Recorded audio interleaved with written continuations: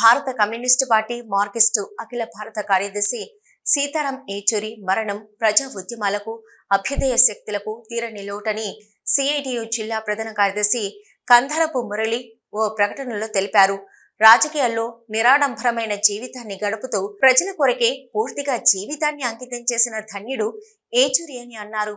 విద్యార్థి ఉద్యమం నుంచి నిబద్ధత కలిగిన కార్యకర్తగా, నాయకుడిగా, రాజ్యసభ సభ్యుడిగా, కాలమిస్టుగా, ఆర్థికవేత్తగా, పురాణ ఇతిహాసాలపై పట్టున్న సమగ్రమైన వ్యక్తిత్వం కలిగిన ఏచూరి నడిచొచ్చి ఎన్సైక్లోపీడియాగా ఆయన అభివర్ణించారు. ఆయన మృతి వామపక్ష ఉద్యమానికి, కార్మిక ఉద్యమానికి తీరని లోటుగా ఆయన పేర్కొన్నారు.